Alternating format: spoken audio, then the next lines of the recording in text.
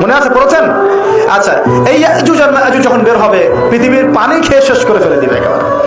এরা এত বেশি হিংস্র হবে যে এদের সাথে লড়াই করার মতো ক্ষমতা কোনো মানুষেরই থাকবে না। এমনকি ঈসা আলাইহিস সালামেরও নয়। ঈসা আলাইহিস সালাম তুর পাহাড়ে চলে যাবেন মুসলিমদেরকে নিয়ে। তুর পাহাড়ের ভিতরে মুসলিমরা সেখানে লুকিয়ে থাকবে। পৃথিবীর মেসাকার অবস্থা হয়ে যাবে, পৃথিবীর পানি খেয়ে শেষ করে ফেলে দিবে একদম হিংস্র প্রজাতি। তখন ঈসা আলাইহিস সালাম আল্লাহর কাছে দোয়া করবেন, আল্লাহ এই বিভৎস জাতিকে ধ্বংস করো। আল্লাহ রাব্বুল আলামিন তখন ওই ইয়াজুজ আর মাজুজের এই কাঁধে, ঠিক কাঁধের মাঝখানে একটা ভাইরাস জন্ম দিবেন। কি জন্ম দিবেন? ওই যে বলি না মহামারীর ভাইরাস, অমুক ভাইরাস তমুক ভাইরাস, এই ভাইরাস আরো সামনে আছে বাকি এখনো।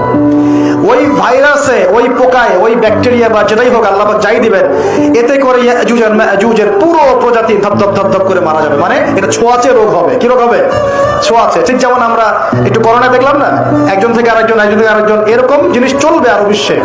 আর এখনকার নতুন রিসার্চ হচ্ছে ওই সাইবেরিয়া অঞ্চলের যে বরফগুলো আছে না, ওর নিচে এই 1 লাখ বছর, 1.5 লাখ বছর, 2 লাখ বছর আগের ভাইরাসগুলো নতুন করে জায়গা শুরু করেছে। হ্যাঁ, এগুলো বিজ্ঞানীরা বলছেন যে এগুলো আবার কোন দিন জানি পৃথিবীতে আত্মপ্রকাশ করা শুরু হয়। সবকিছুই ঘটবে। বিশ্বটার খুব রহস্য আছে, বিশ্বটার অনেক রহস্য আছে। আল্লাহ পাক এগুলো খেলার ছলে সৃষ্টি করেন নাই, পরীক্ষা।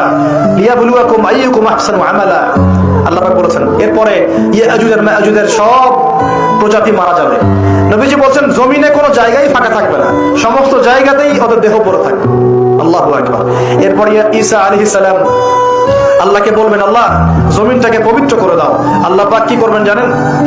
বড় বড় নখরওয়ালা, বড় বড় নখ আছে, নখ দেখেছেন? বড় বড় নখওয়ালা একটা স্পেশাল প্রজাতির পাখি আল্লাহ পাঠাবেন। কি পাঠাবেন? পাখি। এটা কোন পাখি, কি নাম আমরা জানি না। তো ওই পাখি কি আর দেখা গেছে? ওই রকম করে পাথর কেউ নিক্ষেপ করেছে? ঠিক এরকম করে বিশ্ববাসীরা দেখবে একটা ডালিমের নিচে একটা পরিবার আশ্রয় নিতে পারবে। এত স্পেসিফিকলি বলা হয়েছে হাদিসগুলোতে। নবী সাল্লাল্লাহু আলাইহি ওয়াসাল্লাম বলেছেন যে 10 জন ঘোড়সওয়ার, কয়জন ঘোড়সওয়ার? 10 জন ঘোড়সওয়ার বের হবে ইমাম মাহদির সময়, যারা খোঁজ নিতে যাবে যে দেখি দাজ্জাল বের হয়েছে কিনা। ঘোড়ায় করে খোঁজ নিতে যাবে, দেখি দাজ্জাল বের হয়েছে কিনা। ওই 10, নবীজি বলছেন আমি ওই 10 জনের নামও জানি, ওদের বাবার নামও জানি। সুবহানাল্লাহ। এত স্পেসিফিক জ্ঞান দেওয়া হয়েছে আল্লাহর পক্ষ থেকে নবী সাল্লাল্লাহু আলাইহি ওয়াসাল্লামকে। তার হাদিস থেকে বলছি ডালিমের নিচে পরিবার আশ্রয় নিতে পারবে। তো অনেকে হয়তো হাসবে, কি বলে উল্টা পাল্টা করে, তাই না? নাস্তিকরা মনে করতে পারে যে হাসবে, আরে হাহারি এক দিয়ে রেখে দেবে। এখন মানুষ ফেসবুকের মতো চিন্তা করে, ফেসবুকের মতো হাসে, ফেসবুকের মতো কাঁদে। মানুষ এখন রোবটিক হয়ে গেছে। ঠিক আছে।